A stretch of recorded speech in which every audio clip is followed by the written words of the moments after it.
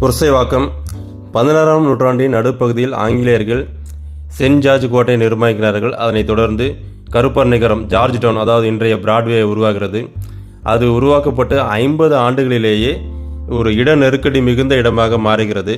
எனவே அங்கிருந்த செல்வந்தரான இந்தியர்கள் அருகிலுள்ள பகுதிக்கு குடியேற வேண்டும் என்று முடிவு செய்தனர். அதன்படி அவுரங்கசீப் ஆங்கிலேயர்களுக்கு தானமாக அளித்த இடம்தான் இன்றைய எழும்பூர் மற்றும் புரசைவாக்கம். புரசைவாக்கம் அந்த காலத்திலேயே ஒரு மிகுந்த பாதுகாப்பான ஒரு பகுதியாக கருதப்பட்டது.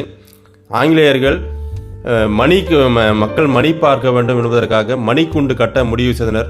அப்படி ஆங்கிலேயர் ஆட்சி காலத்தில் கட்டப்பட்ட முதல் மணிக்கூண்டு என்றால் அது இன்றைய டவுடன் பகுதியில் உள்ள புரசைவாக்கம் டவுடனில் உள்ள இந்த மணிக்கூண்டு தான்.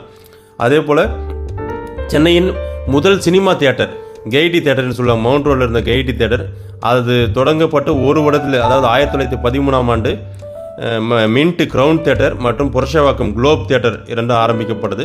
இதுதான் சென்னையின் மிக பழமையான தியேட்டர். அந்த குளோப் தியேட்டர் தான் பிற்பாடு ராக்ஸி என்று பெயர் மாற்றப்பட்டு அந்த இடத்துல தான் இன்றைய சரவணா ஸ்டோர் இருக்கிறது. இப்போது பார்ப்பது கங்காதீஸ்வரர் கோயில். இது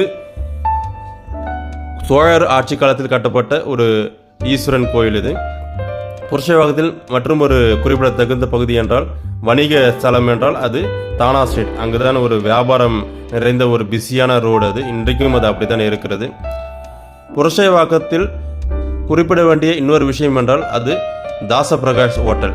அதாவது இந்தியர்களுக்காக கட்டப்பட்ட சென்னையின் முதல் ஹோட்டல் என்றால் அது தாசபிரகாஷ் மற்றும் தர்ம பிரகாஷ் இந்த ஹோட்டலில் தான் சொல்லலாம். புரசைவாக்கத்துக்கும் டாக்டர் அழகப்பா செட்டியாருக்கும் ஒரு நெருங்கிய தொடர்பு உண்டு.